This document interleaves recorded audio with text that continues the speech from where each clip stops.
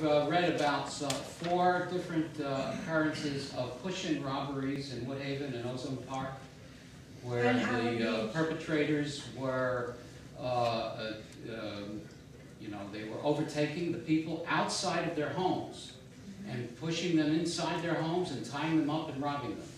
There have been a couple. I know the one you're talking about. One occurred about a month ago. It was a woman. She was older. She was outside sweeping the front of a house, and while she was outside, she had left the door open because she was just sweeping in front of a house. She goes inside, and unfortunately, the perpetrator was already in her house, and he wound up taking some, taking some of her property as well. That particular incident, I don't believe she was tied up. We had another incident early part of last week in the Ozone Park area.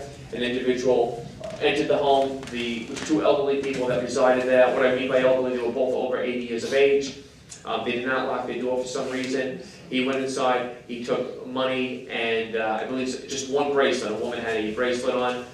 Her husband was tied with some type of tie, and right after that, that individual went just over the border into the 103 precinct and committed a similar type of crime, a home invasion robbery.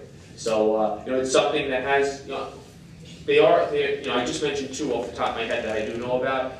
We do not have that many of it. Most of our robberies are a lot of street youth-on-youth robberies, but those are very serious crimes. We take them very seriously. The detective squad that just investigates these types of robberies, aggressively pursues them and investigates them, and hopefully we'll have a good response to it. This one last week, in the early part of last week, that the individual committed the crime in our precinct, and then went right over the border 10 minutes later and committed a similar one in the 106 precinct. He was identified as a male Hispanic, approximately 30 years of age. He was wearing a shirt with a patch on it which said some type of security, not a police department badge, but some type of security patch. So, the article I read, they were posing as police.